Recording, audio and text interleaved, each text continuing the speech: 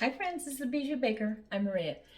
Today we're going to make one of my favorite indulgent sweets, these Florentine cookies. They're one of my favorite things to indulge in, truly. It's so wafer thin, really crispity, crunchity. I'm adding stuff in it to give it that pop of flavor. Cranberries, pistachios, toasted almonds. Okay, can I just say, the hardest part on this is waiting. So trick one for this, I'd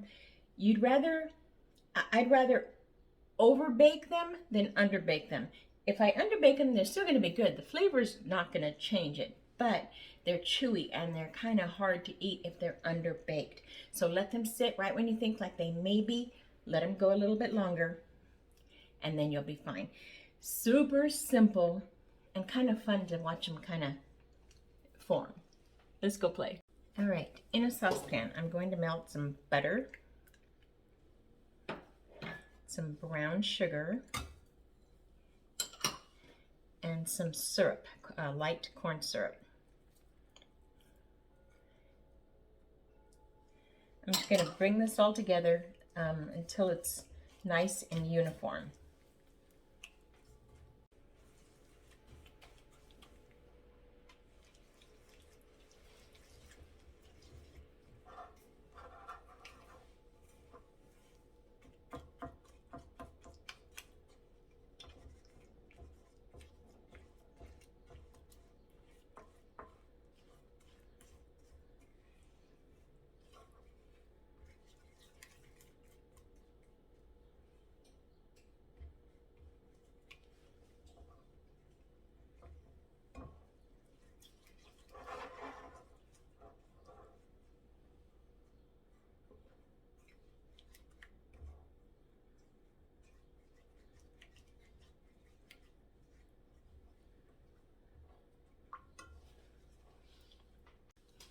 So the butter is melted, but it's separated. You can see the thick syrup to the butter. So I'm just going to keep on stirring it till it comes together. Then you'll know that it's done. And you kind of really do want to pay attention to this. Light to medium heat. If you're in a hurry to get it done, and you really shouldn't because this is a pretty quick cookie, and you want the heat higher, just really keep an eye on it. It's already coming together really, really well. I'm just going to keep working it a little bit more.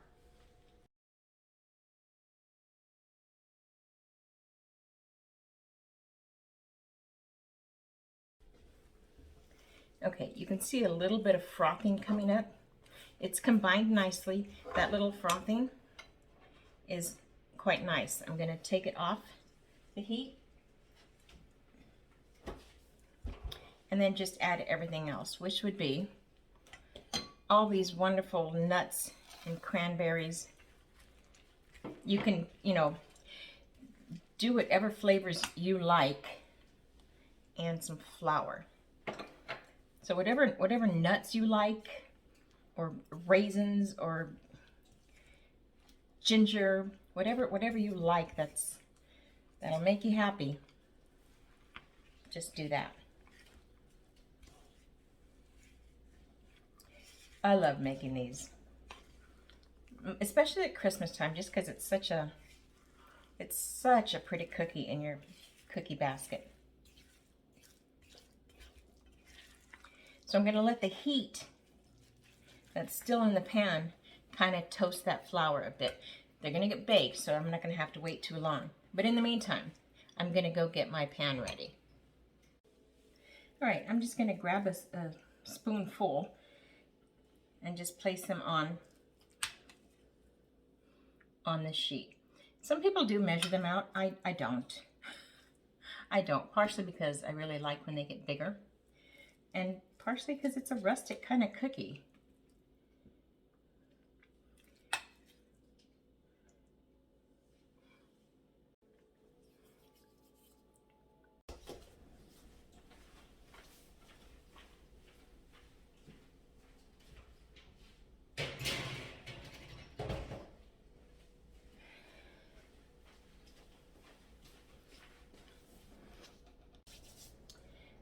Cookies are almost done. I'm going to melt some chocolate, get it nice and creamy. let it cool a little bit because I'm going to spread them on the back of the cookie. Now the temperature of the cookie and the temperature of the chocolate are very important. You want the cookie completely cooled. And you want the chocolate not cool. Obviously you want to be able to spread it. But if it's too hot or too warm, it'll seep through the cookie. Not necessarily a bad thing. I mean, you really don't even see it on the other side. But the idea of this particular cookie is to make this beautiful wave in the background in the chocolate. And that has to be at a certain consistency. I think the cookies are done. I smell it. Man, look at these beauties. Can you see? I'll show you. I'll show you soon, closer up. But you can just see all these tiny little holes, and right at the edges, you've got that almost caramel kind of ripply, lacy. That's so pretty. I'm gonna let them sit for just a minute. These are beautifully toasted, so I know that they're gonna have a really good snap to it. Can you see all those cookies and those holes? You see how lacy it is? Now, I'm going to wipe off that excess butter because I want the chocolate to stick to it. But I do want you to see how beautiful and lacy it is. All right, so I've got my cookie, and I'm just going to very gently wipe off the excess butter.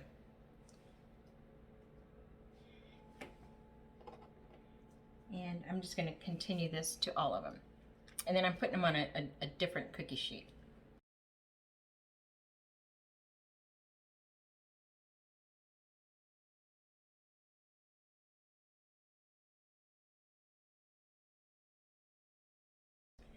All right, it is ready to spread. I had to test that. So I've got my chocolate, and I'm just going to scoop some on. Not too much. I want to cover the bottom. I don't go all the way. You can if you want to. I just don't.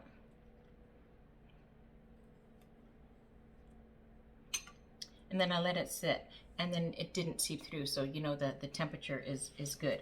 But even if it did seep through, don't you worry about it. So before I finish up with the design, I'm gonna let them set just a little bit. That'll help the design show better. You can use a fork.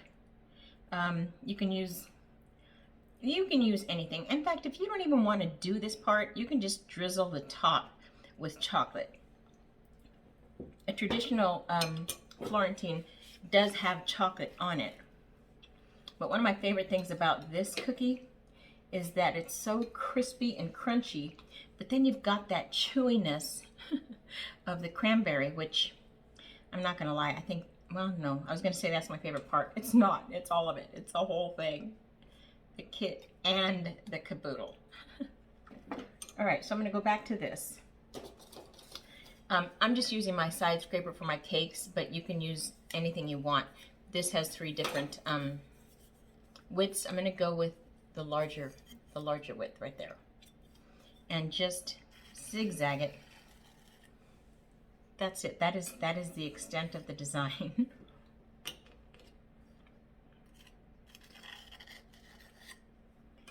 You can hear how crunchy that cookie is.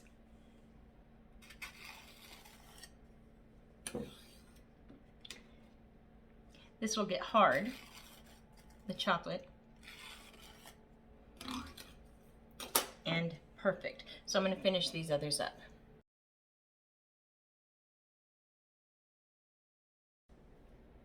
I'm not going to lie, I've been already working on one. But what you're looking for is this.